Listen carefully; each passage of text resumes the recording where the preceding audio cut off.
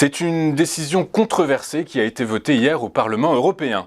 Contre l'avis d'une partie de ses experts, la Commission européenne a estimé que les investissements privés dans les activités gazières et nucléaires avaient un rôle à jouer dans la transition écologique.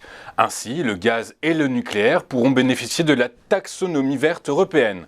Ce vote, obtenu avec une courte majorité, intervient après un bras de fer politique qui succédait lui-même à un marathon de 4 ans d'analyse scientifique. Le gaz naturel et le nucléaire sont désormais éligibles au financement vert, notamment ceux alloués par le Green Deal de l'Union européenne, un pacte doté de 600 milliards d'euros d'investissement. Pour atteindre la neutralité carbone en 2050, avec une étape intermédiaire à moins 55% d'émissions de gaz à effet de serre en 2030 par rapport au niveau de 1990, l'Europe a décidé d'orienter les investissements vers des activités durables qui limitent le changement climatique sans pour autant causer de préjudice à l'environnement. Affaire à suivre donc.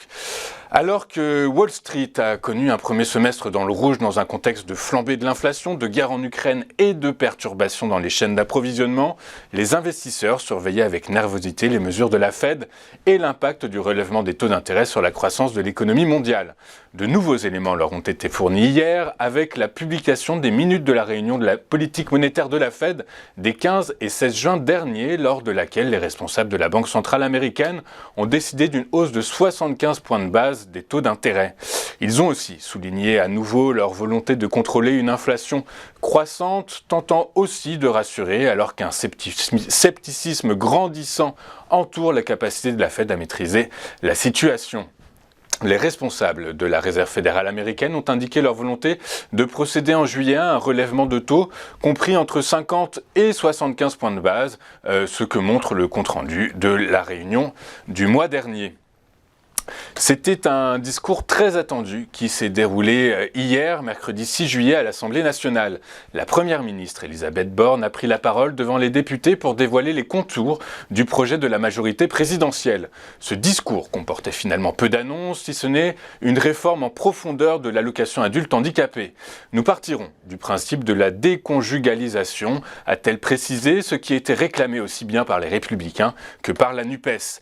Elisabeth Borne a aussi tranché en faveur de la suppression de la cotisation sur la valeur ajoutée des entreprises dès la loi de finances 2023, a priori en totalité. Elle a par ailleurs réaffirmé sa volonté de mener la réforme des retraites. Elisabeth Borne a aussi tenu à mettre en garde sur l'état des finances publiques du pays alors qu'elle s'apprête à dégainer son texte de loi sur le pouvoir d'achat. Elle refuse toujours toute augmentation d'impôts, donc finalement, 1h30 de discours de politique générale devant les députés pour une confirmation. Elisabeth Borne et Emmanuel Macron sont décidés à avoir comme base de travail le programme présidentiel du chef de l'État.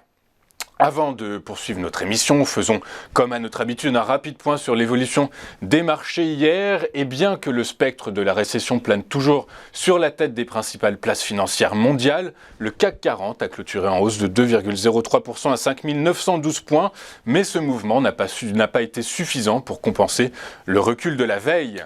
Seul le secteur de l'énergie a plié, ce sur fond de plongeon des cours de l'or noir, ce que nous verrons dans un instant. Sinon, le reste de la côte parisienne a fini la journée dans le vert. Parmi les principales hausses, nous retrouvons les utilities qui ont pris 5,29%, bien aidés par la performance d'EDF.